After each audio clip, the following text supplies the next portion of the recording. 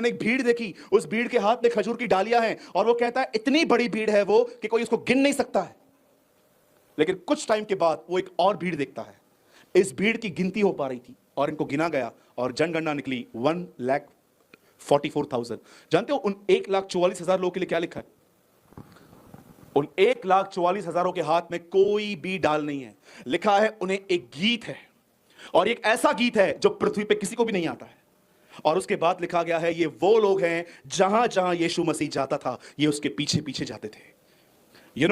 विश्वास पाके स्वर्ग जाने वालों की संख्या बहुत बड़ी है, लेकिन मरने से पहले यीशु के साथ जिंदगी जीने वाले 1,44,000। सोचो कितने कम है चेले। भीड़ बहुत है, उसके साथ जीने, उसके साथ चलने वाले लोग उंगलियों में गिने जाते हैं आजकल। इतने ही है ब्रदर।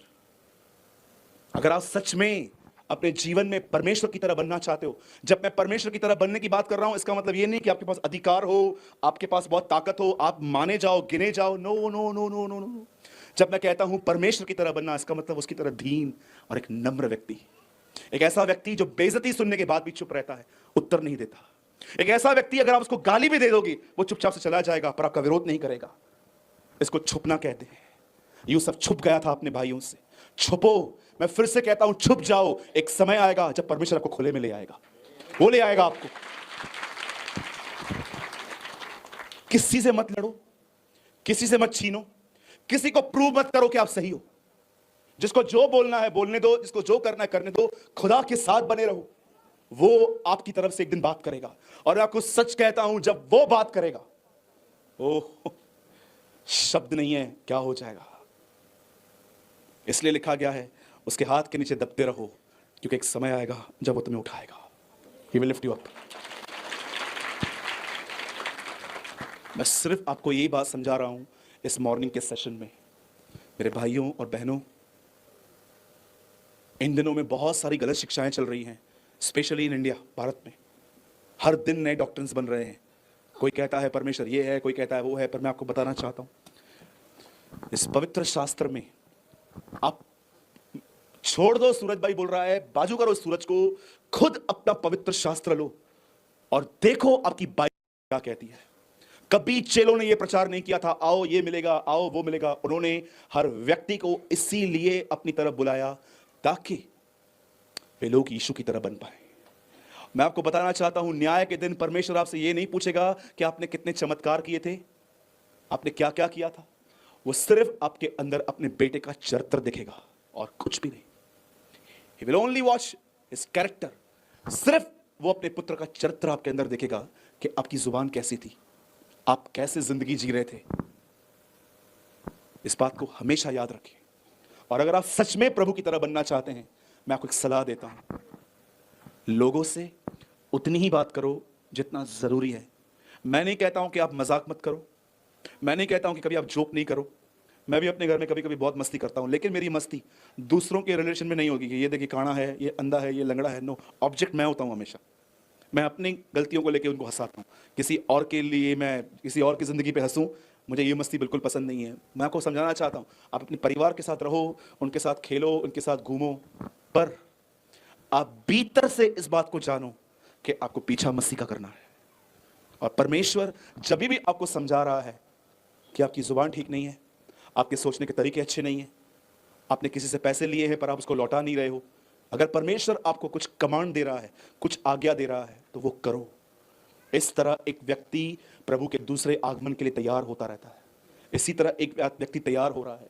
और जब भी आपके साथ ऐसे लोग मिलें जो यहाँ वहाँ की बातें कर रहे हैं, बुराइयां कर रहे हैं, ऐसों को दूर से जय मसीह बोलो। ऐसे कीजिए, दूर से जय मसीह की, मैं बिजी हूँ, मैं व्यस्त हूँ भाई, बहुत व्यस्त हूँ भाई, तू बहुत बुराई करता है, तेरे लिए बहुत व्यस्त हूँ। राइट? कितने लोगों ने आज कुछ समझा? You learn something? आपने कुछ सीखा आज? प्रभु के पीछे चलने का मतलब क्या है? प्रभु यीशु की तरह बनना।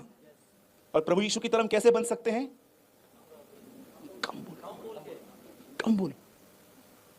हाँ, कितने लोग हैं यहां पर, सच बताना, कभी कभी आप ऐसे हो जाते हो कि कोई बंदा आपके घर में आता है, आप ये सोचते हो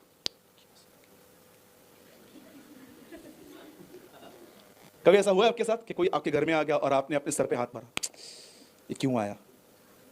क्या प्रॉब्लम है उस बंदे में? आपको भी पता है ये सिर्फ बोलता रहता है, सुनता नहीं है। That is her is problem. एक दिन मेरे घर में आया एक व्यक्ति, तो मेरी गलती है ये, मैंने प्रभु से सीखा है ये, अभी मैं नहीं करता हूँ। एक अंकल आए, तो मेरी माँ ने कहा अंकल आए हैं। मैंने कहा मैंने नहीं बुलाया, आपने बुलाया, आप देखो। सूरज, बिहेव योरसेल्फ, अभी क्या करना है, चलो बड़ों का आदर करो, ठीक है। मैं गया उनके सामने, बैठ गया। उन्होंने मुझसे पूछा और कैसे हो, अच्छे ही होगे ना? मैंने कहा चालू हो गए। अब मेरे से भी नहीं पूछ रहे हैं कि मैं कैसा हूं, खुद ही बोल दिया अच्छा है ना। मैंने उस अंकल को एक बात कही, मैंने कहा अंकल मैं आपके साथ कंफर्टेबल नहीं हो पाता हूं, जानते हो क्यों? बोला क्यों बेटा? मैंने कहा आप सिर्फ सुनाते हो, सुनते हो ही नहीं किसी की। बोलता है नहीं ये बात तो मेरी बीवी भी समझाती है, लेकिन मैं समझाता हूं कि वो गलत है। मैंने कहा ठीक है। मेरे माँ को बोला, मैंने तेरे को पहले ही बोला था मेरे को मत लेके चल, मेरा मूड ऑफ करती है तू। आपको पता है कभी कभी आपके बहुत बोलने की वजह से कुछ लोगों को आप पसंद नहीं आते हो। सुन लो ना पहले, क्या लिखा है याकूब में, सुन तो लो।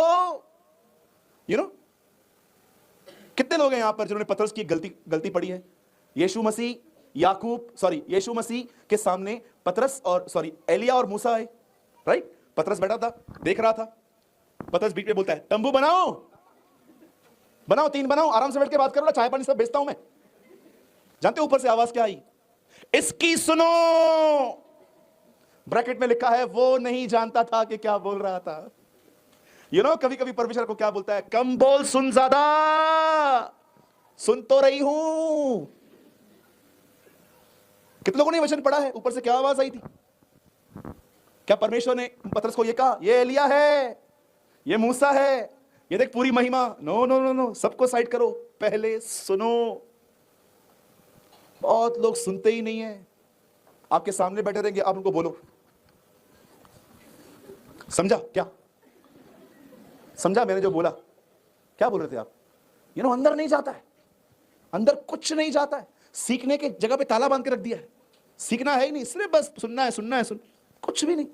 मैंने इतने लोगों को देखा है, आपको मैं सच बताता हूं, कोई बात नहीं वो सुनते हैं। आइए अपना हाथ उठाइए और कहिए न सुनना घमंड की एक निशानी है। एक भाई हमारे चर्च में आया, बस मैं 5 मिनट में पूरा कर रहा हूं। एक भाई हमारे चर्च में आया, उसके हाथ में कोई पेपर था। उससे बोला ये पढ़ो, मेरी किस्मत बहुत खराब है, जरा पढ़ो, बताओ मैं नौकरी पे क्यों नहीं जा पा रहा हूं। मैं नौकरी करता हूं फिर छूट जाती है, करता हूं फिर छूट जाती है। मैंने कहा इधर आ। मैंने आराम से सुन लिया उसको, और सुनने के बाद मैंने उसको कहा प्रॉब्लम पेपर में नहीं है, प्रॉब्लम तेरे अंदर है। बोला क्या प्रॉब्लम है? मैंने कहा अगर तेरे को नौकरी मिलेगी, यहां पर कितने लोग नौकरी करते हैं? हाथ उठाइए। आप करते हैं ना? Praise the Lord. 2 3 4 5 बहनों में 6 7 10 15 लोग हैं। कभी ऐसा हुआ कि आप नौकरी पे आए, आपका बॉस ऐसे खड़ा था, आइए, जैसे आप बैठने वाले थे उन्होंने आपकी कुर्सी साफ की, आइए, चाय भेजूं कॉफी भेजूं? कोई मिला है आज तक? मेरे को तो नहीं मिला है। आप में से किसको मिला है? कैसे बात करते हैं ना, 10 मिनट लेट जाते हैं तो। कहां थे? ट्रैफिक में अटक गया था। मैं किधर से आता हूं तेरे को पता है? रोज रोज की नौटंकी। फिर 15 मिनट के बाद आपको कोई काम देंगे, आप लेट कर दो तो आप क्या कर रहे हो? आपका ध्यान कहां है? टोकते रहते हैं ना। हाँ, तो सुन सुन के एक दिन हम सोचते हैं छोड़ यार ये नौकरी, करनी ही नहीं है। प्रॉब्लम बाहर नहीं है, अंदर है, इनसाइड है। घमंड बर्दाश्त नहीं कर पाता है ये बातें। समझ रहे हो? घर क्यों टूटते हैं आपको पता है? आपके यहां पर बोलते होंगे सास को मदर इन लॉ, हमारे बॉम्बे में बोलते हैं मदर इन लॉ। क्या बोलते? मदर इन लॉ, हत्या करने वाली औरत। बहुत सारी बहनें हैं, सुन नहीं पाती, बोलती रहेगी। मैं आपको बताता हूं, सुनिए, जब भी लोग आपको उल्टा सीधा बोल रहे हैं ना, एक काम करोगे? 4 लोग यहां बोल रहे हैं, सब करेंगे? आज के बाद लोग आपको बुरा भला कहे ना, जानते क्या करो? उन शब्दों को लो, खुदा को बताओ। प्रभु मेरे को इसने ऐसा बोला। वो डांट जो आपने खाई थी वो आपके अंदर से गुम हो जाएगी। लेकिन अगर आप प्रभु को बात नहीं करोगे ना, फिर आपको पता है क्या लगेगा, सारा दिन आप सोचते रहोगे मेरे से बात किया, मेरे से बात किया, मेरे से बात किया, मेरे से बात किया, मेरे से बात किया। किचन में खाना भी बनाओगे ना, आप देखो मन ही मन बात करोगे। खाना आए मेरा हस्बैंड रात को, आज बात करूंगी, आज या तो एक या तो दो घर, मैं जा रही हूँ माँ के पास,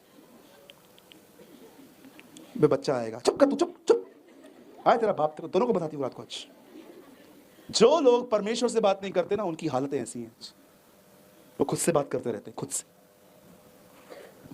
बी वाइज, बुद्धिमान बनिए। हन्ना जब भी अपनी सौतन से गाली सुनती थी, वो शीलो में खुदा के पास जाती थी और खुदा से बात करती थी, इसीलिए वो बची रही। अरे हर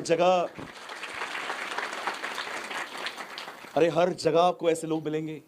11 साल मैंने नौकरी की है, फिर जब मुझे प्रभु ने कहा नौकरी छोड़ और सेवा कर, फिर भी मैंने 100 बार प्रभु से पूछा, प्रभु मैं छोड़ूं, मैं छोड़ूं, मैं छोड़ूं, मैं छोड़ूं। आज भी मैं थोड़ा पार्ट टाइम काम करता हूं ताकि मैं कलीसिया पे बोझ न बनूं। ट्रस्ट मी, हर जगह पर मुझे ऐसे ऐसे लोग मिले जिन्होंने मुझे डांटा, बुरा भला कहा, गाली दे के बात की। मैंने सीख लिया मुझे कैसे जिंदगी जीनी है, और ये सब मैंने यीशु के जीवन से सीखा कि जब लोग उसे बुरा भला कहते थे तो वो क्या करता था। वो एक सिद्ध जीवन है जिसका आपको पीछा करना चाहिए। इसलिए मैं आपसे विनती करता हूं, उसका पीछा कीजिए। उसके पीछे चलने की सबसे अच्छी बात थी, जब भी लोग उसे बुरा भला कहते थे वो उनको उत्तर नहीं देता था, वो परमेश्वर से बात करता था। आप भी ऐसे बनो, ठीक है? बोलो यीशु मसीह की हाँ, जय जय। ये बहुत अच्छा सिखाया आपने पास, मैं भी सिखाऊंगा, ठीक है? कितने लोगों ने कुछ समझा? आज के बाद घर में जब आपको कोई कुछ बोलेगा तो आप क्या करेंगे? देखो ब्रदर, मैं 2 बार सुनूंगी, ठीक है? इसका मतलब क्या मैं ही सहन करूं? मैं ही, सामने वाला कुछ भी नहीं करे? मैंने क्या कहा, आज का वचन आपके ऊपर एक बहुत बड़ी जिम्मेदारी ले आएगा। मेरी बहनों, मैं यीशु के नाम में कहता हूं, मेरे भाइयों, उत्तर मत दो। यही लोग कल आपसे प्रार्थना करवाएंगे, यही लोग, दे आर द पीपल।